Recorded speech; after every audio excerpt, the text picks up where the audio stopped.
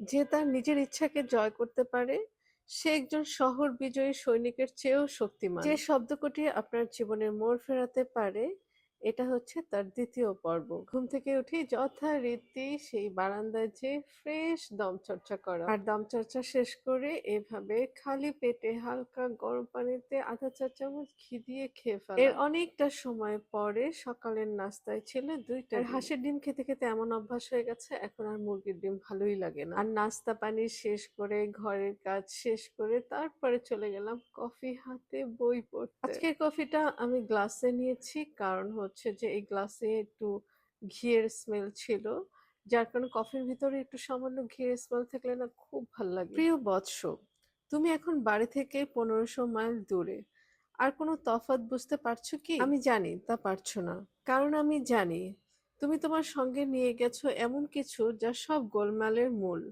আর তা হলো তুমি নিজে। তোমার শরীর বা মনে আসলে কিছুই হয়নি। পারিপার্শ্বিকতা আসলে তোমার শাস্তি দিচ্ছে না, বরং তুমি যা ভাবছো তাই দিচ্ছে। মানুষ হৃদয় যা চিন্তা করে সে নিজে হলো তাই। এটা যখন বুঝতে পারবে বৎস, তখন তুমি বাড়ি ফিরে এসো, কারণ তুমি তখন সেরে যাবে। বাবার চিঠিতে বেশ রাগ হলো। আমি সহানুভূতি চাই, উপদেশ নয়। আমার এমন পাগলের মতো রাগ হলো যে ঠিক করলাম আর কখনোই বাড়ি ফিরবো না। ওই রাত্তিরে যখন মিয়ামির উপকূলের রাস্তায় হাঁটছিলাম, তখন এই গির্জার পাশে এসে শুনলাম সেখানে সন্ধ্যার প্রার্থনায় অনুষ্ঠান চলছে।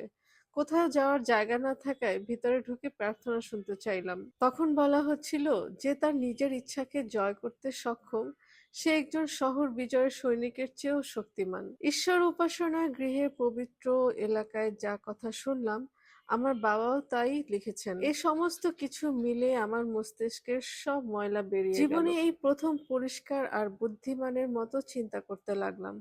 বুঝতে পারলাম কত মূর্খ আমি। নিজেকে সঠিকভাবে চিনতে পেরে আমি স্তম্ভিত হয়ে গেলাম। আমি এখানে বসে সারা পৃথিবী আর সবাইকে বদলে ফেলার চেষ্টা করছি, অথচ যার দরকার তা হলো আমার মনের ক্যামেরার লেন্সটাই বদলে ফেলা। গল্পটা ছিল দুশ্চিন্তাগ্রস্ত এক যুবকের। তিনি দুশ্চিন্তা করতে করতে এমন একটা পর্যায়ে চলে গিয়েছিল যে নিজের জীবন পর্যন্ত দিয়ে দিতে চেয়েছিল। যখন তিনি দুশ্চিন্তামুক্ত হয়ে গেলেন, তখন তিনি এভাবেই কথাগুলো বলছিলেন।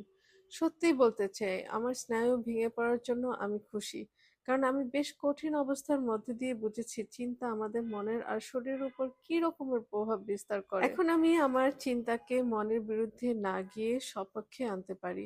এখন বুঝতে পারছি বাবা ঠিকই বলেছিলেন, বাইরের অবস্থা আমার যন্ত্রণার কারণ ছিল না, সেই অবস্থা নিয়ে আমি যা ভেবেছিলাম তাই দুর্দশার কারণ। সেটা বুঝতে পারলাম যখন, তখনই আমার সব রোগ সেরে গেল আর আমি ঠিক হয়ে গেলাম। হ্যাঁ, আমরা যদি গঠনমূলক চিন্তা আর সাহস এবং শান্তির কথা ভাবতে পারি, তাহলে কফিনে বসেও পারস্পরিক দৃশ্য উপভোগ করতে পারি। পারি বধ্যভূমিতে হাসি মুখে পৌঁছাতে, বা আনন্দে গান গেয়ে মৃত্যুকেও জয় করতে পারি। মানুষের মন একই জায়গায় থাকে, এই মনই স্বর্গকে নরক আর নরককে স্বর্গ করে তোলে। আজকে ছিল যে শব্দকটি আপনার জীবনের মোড় ফেরাতে পারে দ্বিতীয় পর্ব। এই অধ্যায়টি শেষ করতে সম্ভবত আরো ২টি পর্ব লাগবে। কথাগুলো তোমরা বুঝতে পেরেছো কিনা অবশ্যই কমেন্ট করে জানাবে। যদি খুব শর্ট করে বলতে চাই তাহলে এমন হবে, সেটা এমন ভাবে বলা যেতে পারে, সেটা হচ্ছে নিজের চিন্তার উপর নিয়ন্ত্রণ রাখা। বাহ্যিক কোনো কিছুই আমাকে দুশ্চিন্তাগ্রস্ত করতে পারবে না যদি আমি নিজের উপর নিয়ন্ত্রণ রাখতে পারি, নিজের মনের উপর নিয়ন্ত্রণ রাখতে পারি।